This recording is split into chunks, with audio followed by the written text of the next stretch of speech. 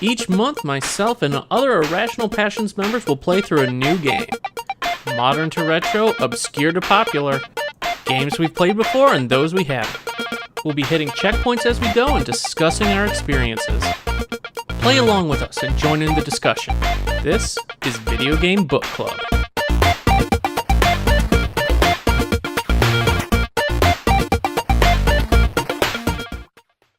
Welcome everybody to Video Game Book Club. I am your host, Scott, with the final episode of Thimbleweed Park. Now, you might be asking yourself, Scott, this looks a little different than usual. Well, there's a good reason for that. That's because due to a technical hiccup on my end, primarily the audio levels on the recording of the guests, you couldn't hear them. So most of the episode that we did record, unusable. But I figured out a way to get around that. So we'll be doing things slightly different for this final episode of Thimbleweed Park for Video Game Book Club. I'll be sitting down and sharing the thoughts of Thimbleweed Park from Quin and Alex and myself.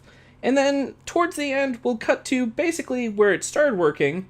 So the ending will be similar along with the reveal of the new game. And we'll be cutting into the conversation of AI and theoretic stuff. So, here we go.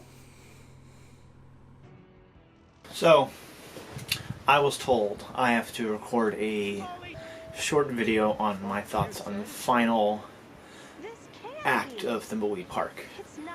So, Thimbleweed Park is a complicated game. It opens so fantastically. It tells a story of two quote-unquote FBI agents coming into a town where there's a murder. Then from there, you get hooked on this fantastic, murder mystery. As it develops, you slowly realize that the mystery was just this, point of interest, something to get you hooked into this fantastic tale. Then as it develops, it's a mess. Thimbleweed Park is a personal favorite of mine, but it's messy. It tells a story that has already been told. It tells a story that's not relevant. And its use of, the classic Scum engine is, such a nostalgia trip for a lot of people. I am not one of those people. This is my first Scum engine game, and when I first played it in 2017, I really was caught off guard. I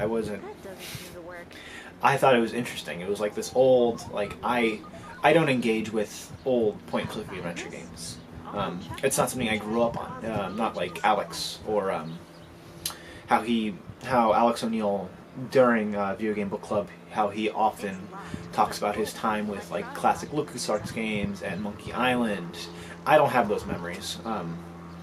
Then I was playing this game with this new set of verbs. I never engaged with this. I maybe played Day of the Tentacle after Thimbleweed Park, and it was Day of the Tentacle interesting. It's a very interesting game, to say the least.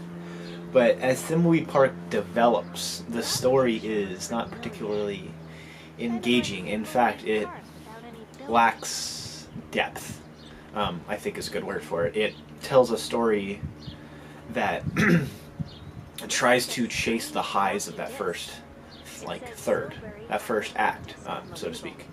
And as it develops, you find that Chuck is just an AI, and that the Pillowtron is just this thing that's going to destroy the town, and it's up to you, the player, or you playing Dolores, Agent Ray, Agent Reyes, and Ransom the Clown, to stop it.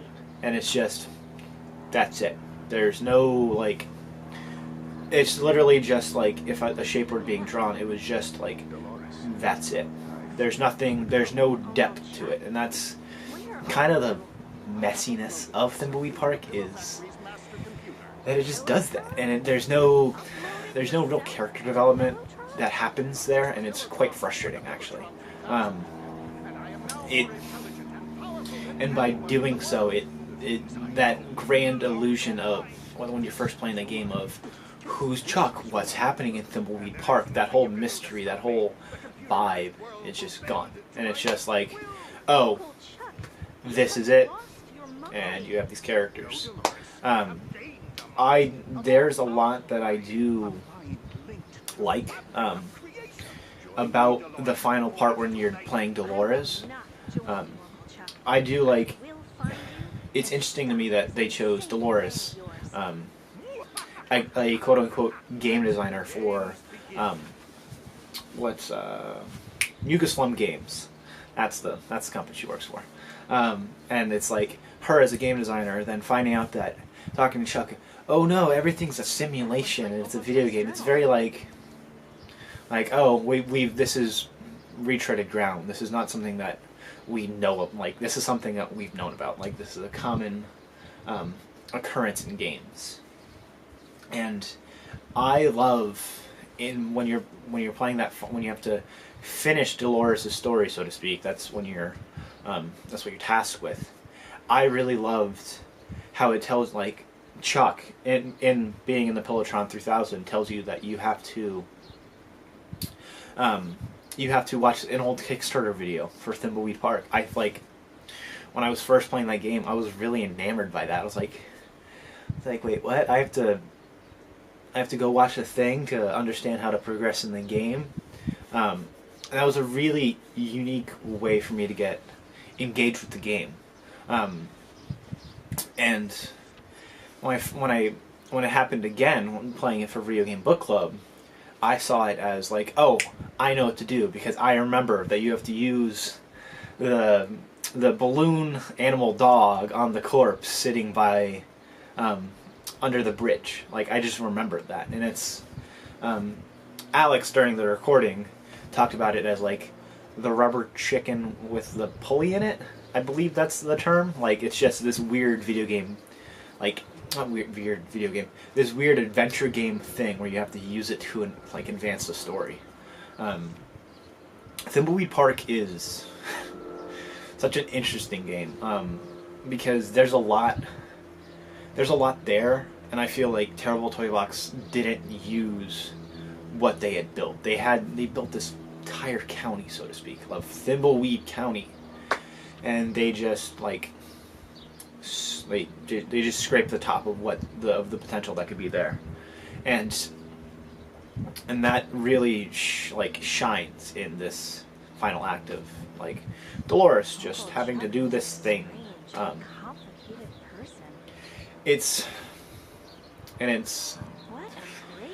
I said it during the recording and I'll say it here.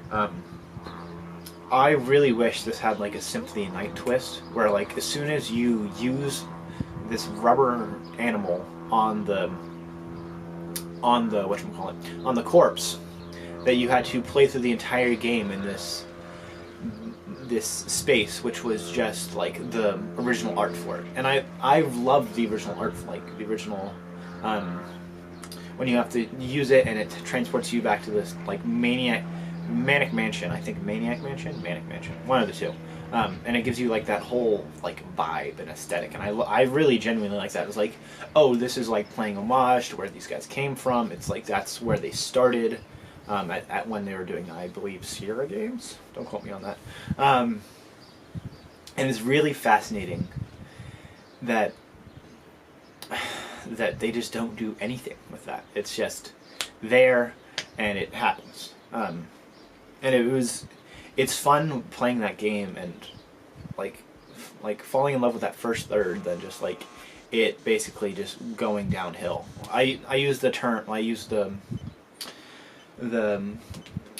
said something along the lines of it's going down a hill just at neutral. It's not like accelerating or decelerating. It's just coasting, and that's where Thimbleweed Park falls off. It's a game that I still really like. I don't know why I like this game so much, but I think it's because it strikes a chord with me because I love the X-Files. I love the mystery of the I love the monster of the week, so to speak. I think that's why I like Doctor Who so much as well. But it's a game to use the lingo, video game. That's what Thimbleweed Park is, and it doesn't do it particularly well, and it doesn't hit the highs that it did. It has that one high, then it just goes down, and it's kind of disappointing because there's so much potential there, and it's just like this disappointing reveal that was like kind of alluded to, and then there's no character development, and then the character endings are just character endings. Like they're real easy. There's no real complicated task to them, and that's kind of disappointing to me. Thimbleweed Park is a strange game. It genuinely is, and I'm happy that I chose it for Video Game Book Club. But it's something that I wish, that I hope that Terrible Toy Box does something more with that IP down the line. And I hope that more people play it and they think about how those old games used to be. But yeah, Thimbleweed Park is an interesting game, and I really genuinely wanted more out of it. But it is what it's like. It's an interesting game. Let's just call it that. And I hope that more people play it, and I hope that this Video Game Book Club has allowed people to see a game that has influenced a lot, that has influenced the genre as a whole. Up until pretty much this checkpoint, I was having a pretty good time with it. The first part, parts 1 through 3, I really enjoyed. Really got me hooked. I was into it, even the gameplay. I love the characters, the story. It was all very interesting. With our second checkpoint, 4 through 6, I started kind of getting fatigued by the gameplay aspect, but I still really enjoyed the characters, and I was still very intrigued by the mystery set up, especially by the ending of Chapter 6. And now, with the final checkpoint and finishing the remainder of the game, what do I think? I'm not a fan. I was not a fan of the direction they took it, the meta-narrative with... I called that Chuck was going to be in some sort of robot, or I think in one of the earlier episodes I mentioned a Chucktron 3000 showing up. I got that wrong. But him putting his consciousness into the Pillowtron 3000, the factory AI, it's like, okay, that's kind of cool. It was predictable, but I didn't mind it.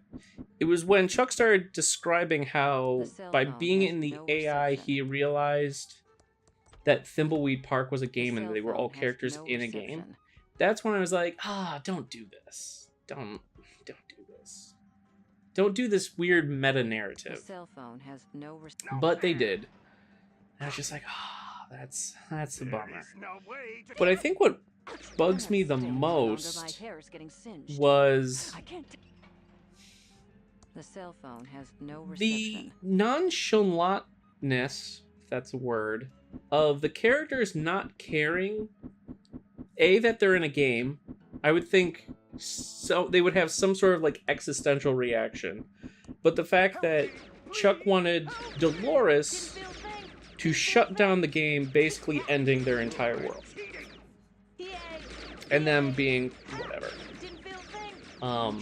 Especially Dolores being a game designer, she didn't really question her Uncle Chuck, or that maybe they shouldn't. She didn't really push back at all, which I feel would have made a stronger and more believable kind of, interaction when faced with that. Finding out the fact that your life and everything you know is a lie, and really doesn't exist. That I think is what bugged me the most. The narrative annoyed me, but the genuine kind of really, the cell phone has no the bummer factor was they didn't see, if the characters didn't seem to care that they, especially Dolores, would in essence destroy all of creation as she knew it and the characters knew it, that they didn't really care. Why should I as a player?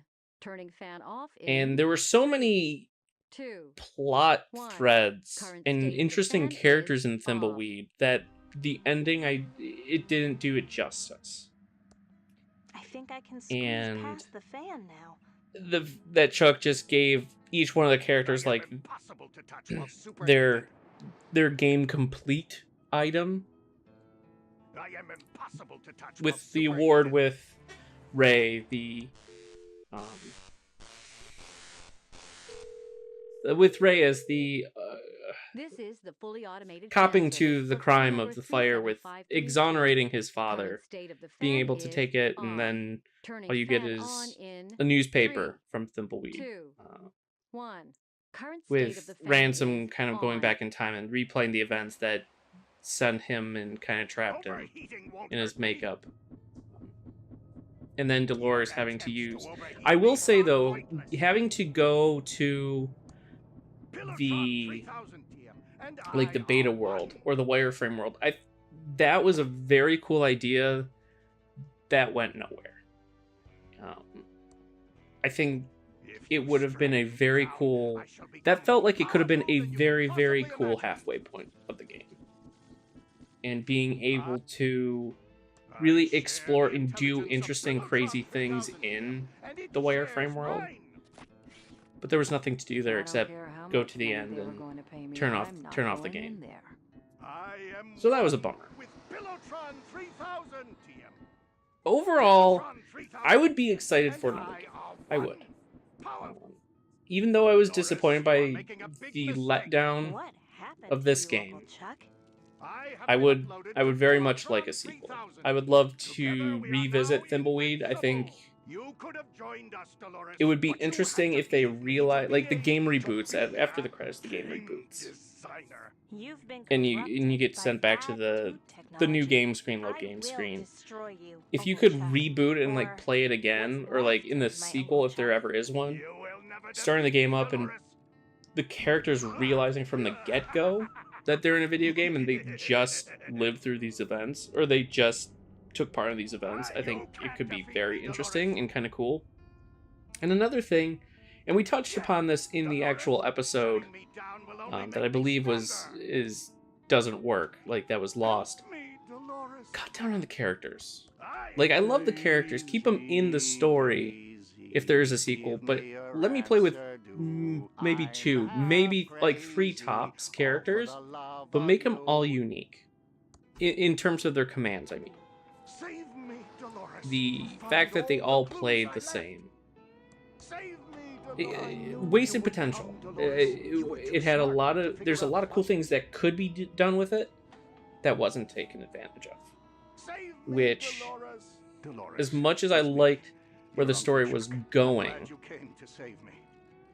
I just feel like the game Thimbleweed Park was just wasted potential. You tried to kill us. Why should I save you? The gameplay didn't sell me on adventure games, and I wasn't really expecting it to.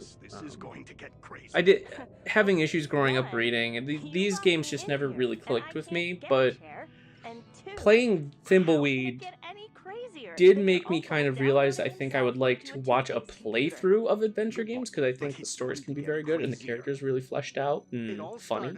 So I think I'll try that. I think I'll try watching Let's Plays of other adventure games, and maybe I'll try like a Monkey Island or something sometime. Day of the Tentacle, stuff like that. I was just trying to lighten But the mood. that is my thought on Thimbleweed Park. Hey everybody, it is Alex O'Neill. It's me, editor-in-chief, I've been called.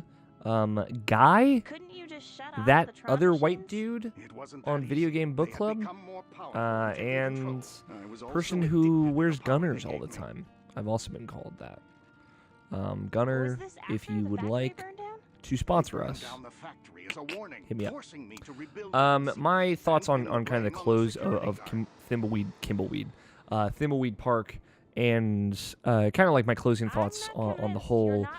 Sad, we recorded a very good episode. I will try and incorporate the very weird question I asked at the very end of the episode at the end of this. Hopefully, I can give you something to think about, leave you with a thinker. But generally, I think I was pretty... I like parts of the ending of Thimbleweed Park a great deal. I think going back and seeing the prototype version of the world is really cool. I think the kind of commentary on the ridiculousness of objects in adventure games and the things that you have to use on them. I assume like the whole final bit of having to use the balloon animal on the corpse is just, and I don't know for sure, but it seems like just very self-aware. Adventure games have you use random shit on other random shit all the time, and it's a dumb thing that adventure games do. But I like the kind of meta part of having to go to the Kickstarter video to see that action and put together that you have to do that. Very Metal Gear Solid 1, checking the back of the box and getting the codec number to call, things like that. I like that kind of stuff that is like a little meta in how you get to it and how you access it. I think that's fun. I think my big thing, one, the final act is really short and it's a big bummer.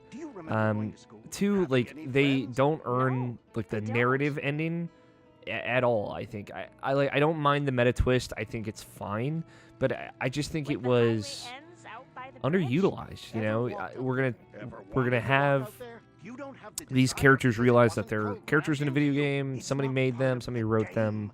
The words that they're saying aren't theirs, etc., etc.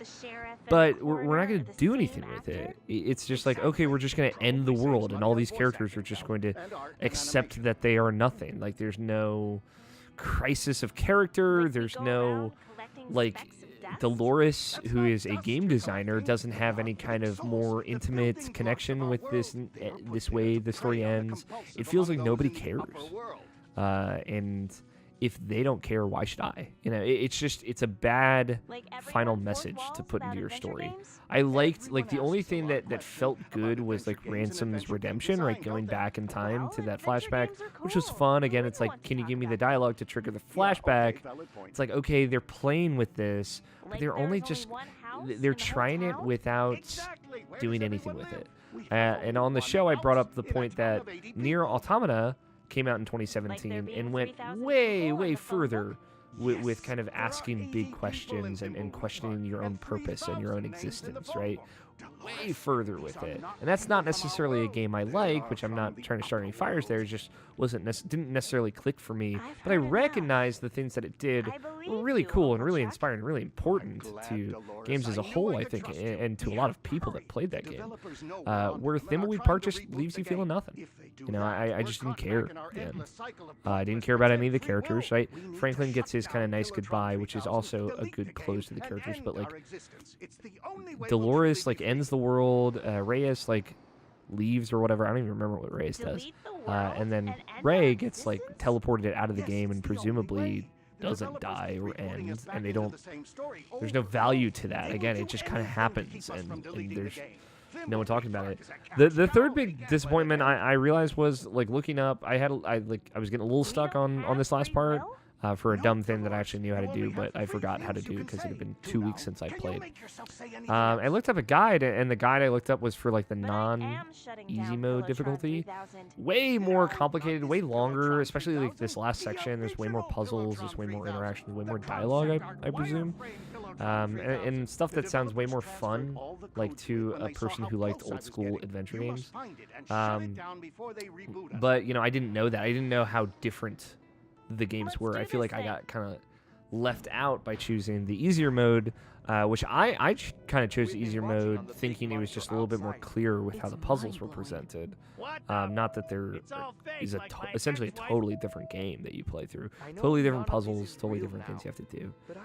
So I'm bummed out about that. And the thing is, finishing the game, finishing the story, kind of seeing everything come together, or supposedly come together, I have no desire to ever play Thimbleweed Park again. Like, even though I'm kind of curious about the standard difficulty, I don't think I'm ever going to go back. If a thing I said on the show, which is a huge bummer, was like, I think I'm just going to forget about this game in like 2 weeks. Like, we're going to start our next game, and I am going to immediately forget about Thimbleweed Park.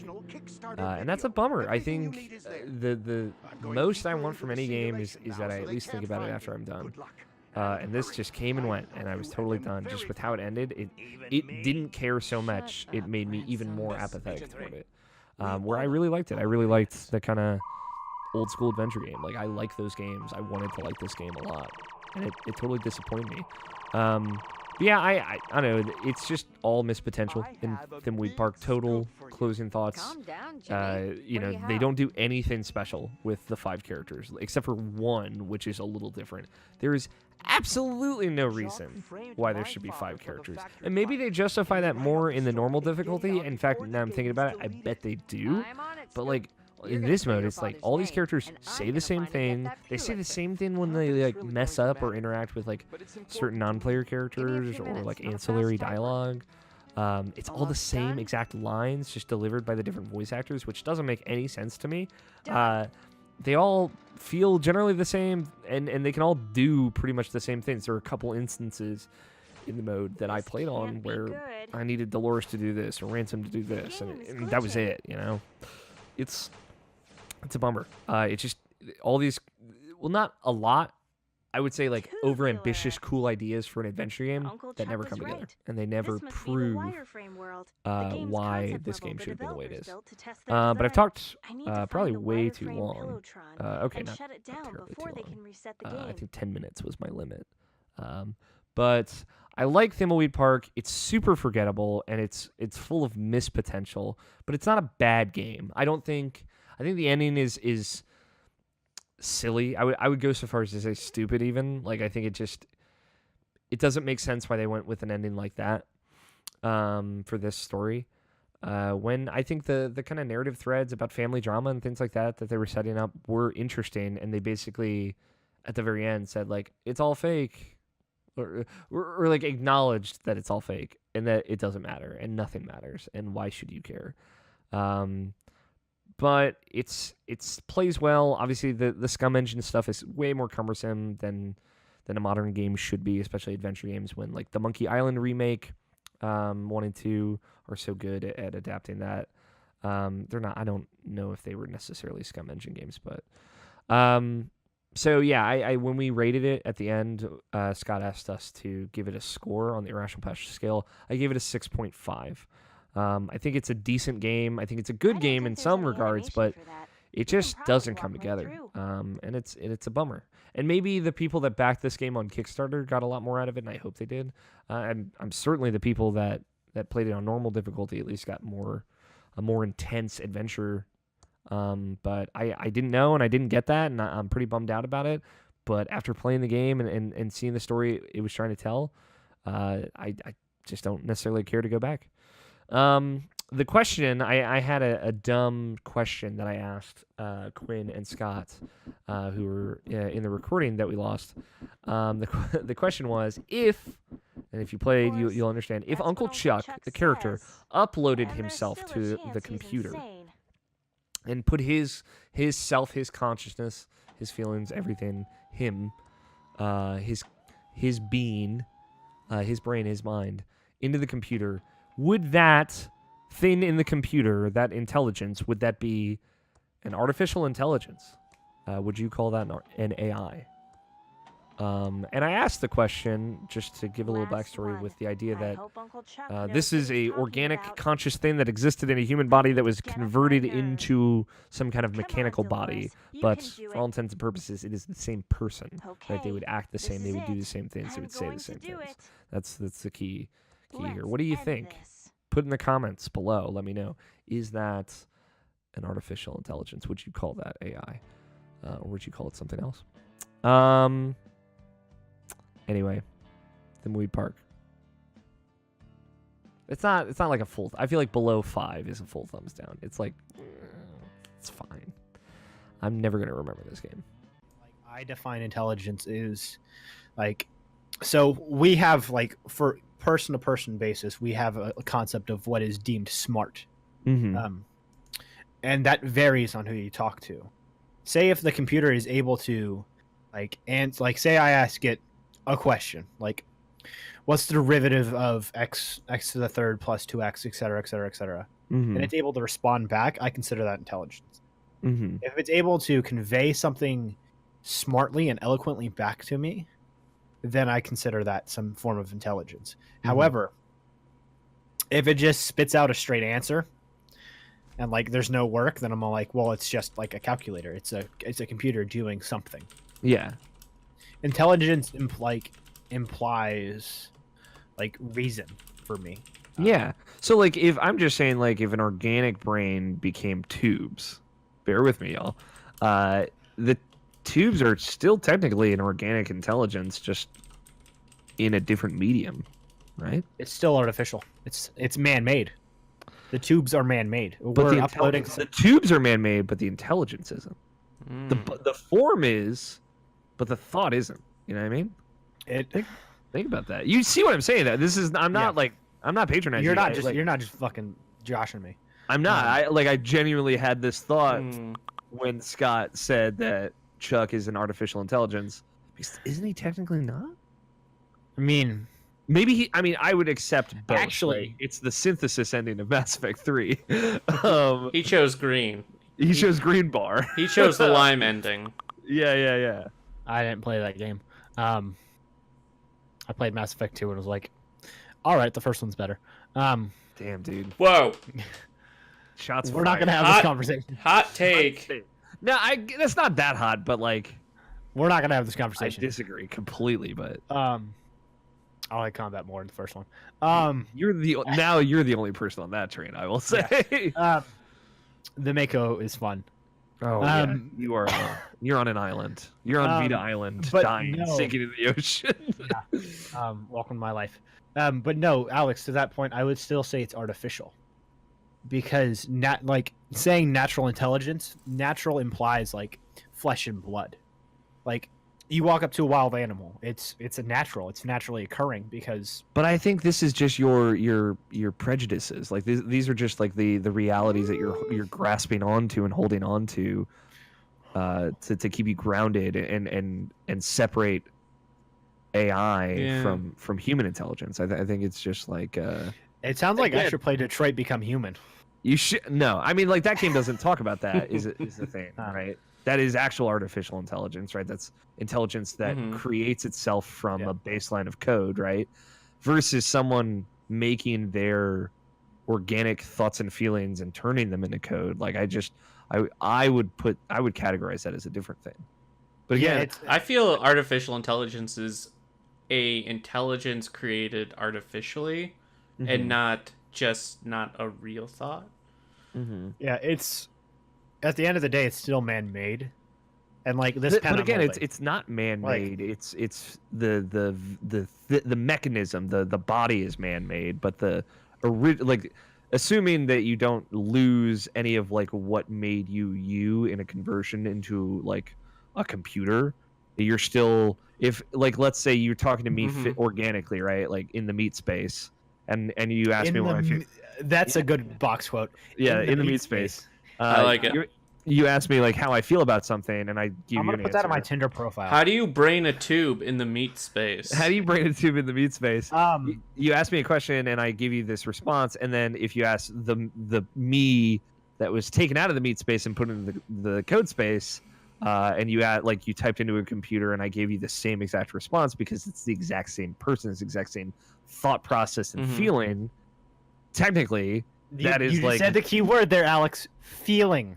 Yeah, I mean, I don't think your body uploaded to a tube in the meat space has feelings. I mean, is going to be able to convey feelings affectionately, like the way that I know you to convey feeling. Like it'll convey it somewhat. It'll do an attempt, but I don't think it will be genuine. Well, technically, we're forgetting that Chuck was a computer program to begin with, so... Yeah. Again, this is a hypothetical conversation, but I think, again, that's just you holding on to, like, internal... Hey, Alex, this sounds like a podcast that we need to have. Yeah, we should just... Well, you can only listen to this part of the podcast at 4:20, by the way. Blaze it. And also... Man... It would be so much more interesting. Scott, that's not how it works, my guy. I'm very innocent when it comes to drugs and drug paraphernalia, so... Drug paraphernalia. That's what paraphernalia. It's a good use of that word. Oh my god. That's what. If Thimbleweed Park had approached any of these questions, it would have been a better video game. Oh, for sure. Again, that's just a. I had that thought, and I'm like, I don't think A game theory. Thanks for watching. I don't like think a bit that someone does.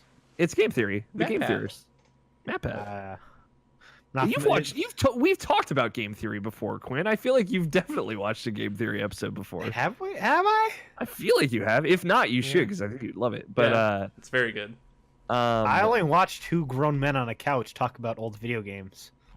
yeah, dude, it's just Nolan North and Troy Baker doing dumb voices. Fuck yeah, baby. This is so good. But I just had that thought, and I was like, I feel like I've never seen a fiction that approaches that anyway. Yeah, approaches that topic of like, if I put myself in a computer, would that still be artificial? And like, where does that definition get foggy? Mm-hmm.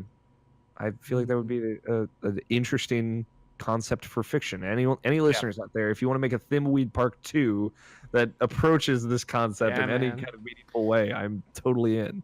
Yeah, I think I would love to continue this conversation, but we shouldn't do it on Video Game Book Club. Yeah, I just thought I'd spice it up. Again, I said I was going to bring something. I didn't warn you what it was. I brought this game, so yeah, I like Thimbleweed Park. I'm happy I played it. I would be very interested in a Thimbleweed Park 2. Yeah, me too. Same. I think there's a lot to evolve on, especially the multiple characters thing. I think if you played like 3 characters maybe instead of 5, and all of them had different sets of verbs, I think that would be like just baseline, even if that's Super all good. you did, a really cool adventure game. Mm-hmm. I personally just want 2. Yeah, I 2 don't would be want 2 would be ideal. 3 would be a lot, but 2 would be ideal. Yeah, it's like playing Grand Theft Auto 5, like 3 characters, like woof. Yeah, it's a lot. Yeah, no. I think there's a way to do it, but Mm-hmm. I don't think Thimbleweed doesn't need 3 or 3. Shit, it doesn't even need. Like 2. Certainly doesn't need 5. I can tell you that. Yeah. Yeah. Take us out of here, Scott. Yeah.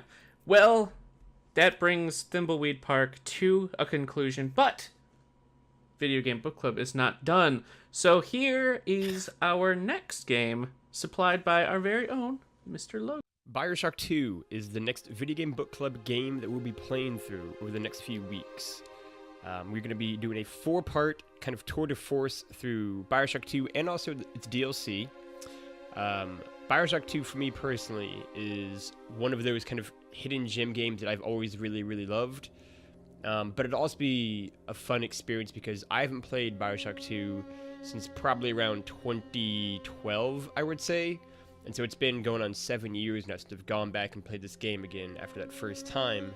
And so to see how it holds up again, to kind of get to experience it with the other IP guys who also all haven't played it in years and years and years. And then to just kind of showcase what I think makes that game so special. It's subversive, clever takedown of an ideology and a system. It's fantastic world and characters, and the way that it, I think, really brilliantly mirrors and kind of serves as a perfect counterbalance to the original Bioshock and what it presented. So Bioshock 2 is what we're going to be playing through. The first episode will have us get to the end of Ryan's amusement section, so work your way there. And then yeah, I'm very excited for Bioshock 2. It's a game I've always really loved, and I'm excited to dive back into it. Our next game is going to be Bioshock 2, with the official first checkpoint being when you complete Ryan's amusement. Having not played Bioshock 2 before, I don't know what that means, so cool. Yeah.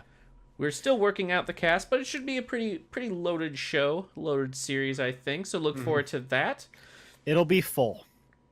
Yeah, do we know all who's going to be on that one yet? Not for sure. It's going to be, I want in, but I don't know if it's going to happen. Yeah, it's going to be a lot of us. A lot of us want in, which is cool. Yeah. Yeah. Yes. It's like Scott, Alex, Mike, Logan, and I want in. So Yeah, and I think George might have wanted in too, Yeah. so.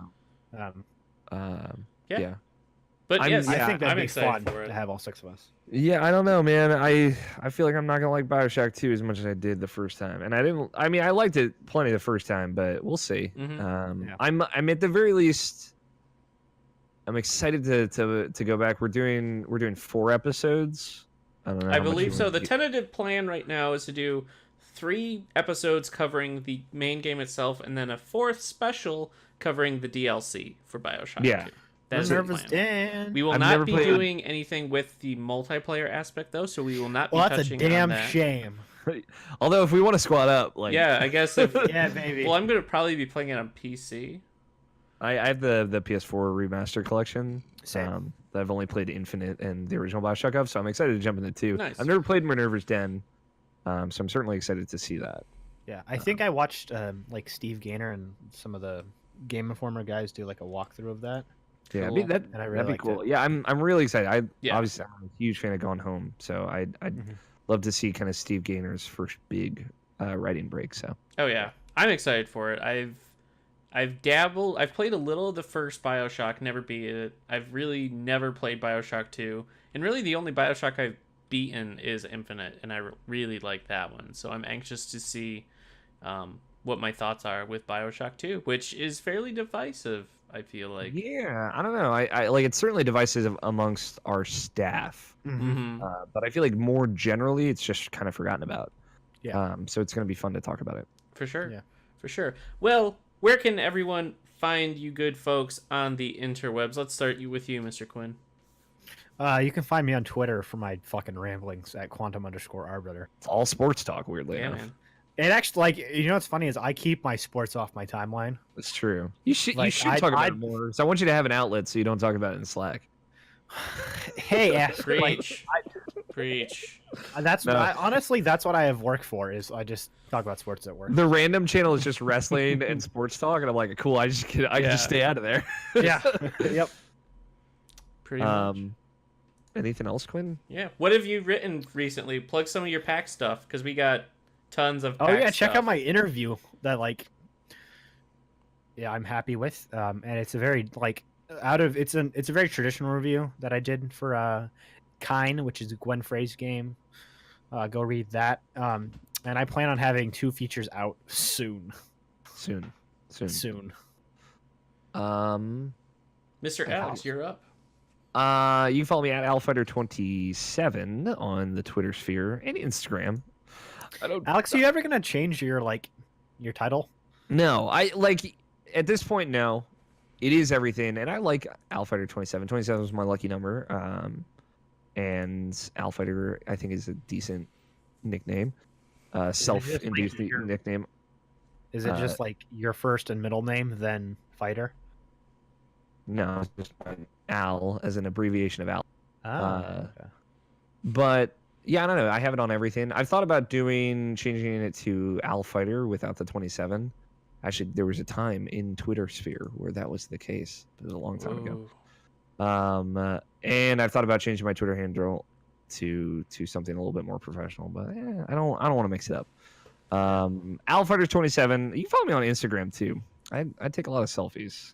People should follow me on Twitter and take selfies with me. That is my Instagram, AlFighter27 as well? yes. Everywhere. Cool. Okay, Cupid, AlFighter. No, just kidding. Find me on Bumble. Hit me up on the Farmers Bumble only. sphere. Farmers only. Plentyfish.com I'm sure, baby. AlFighter27. No, a lot of good stuff. I host Irrational Passions podcast. We record live every Saturday. Post every Tuesday or Wednesday whenever I get everyone's audio. Stuff that you should read that I did. I did a Cuphead interview. I wrote that up. Hell yeah. I think it turned out really, really great. It was fun to talk to Tyler from Studio MVHR. I'm really excited about that. I now know all the truths about Mugman, and so can you. Honestly, I would just Mugman fucks, right? Mugman does fuck. Okay, that's what And I mean. that's not something I was told. That's something I know in my heart. It's something that Mike Burgess just whispered to you. yeah, he whispered in my dreams. Mugman fucks. I would just go to irrationalpassions.com, click on the little PAX banner. It'll take you to all of our PAX East 2019 content. and just click any article. You'll, I think, find something cool. We got a good and wide variety of things, I think. yeah, we really did. Like, there's videos of us talking. We have Moises from Bokeh Beast in one of those videos, which is fun to have a little guest on there. There's also like just straight B-roll video previews. There's written previews. There's interviews.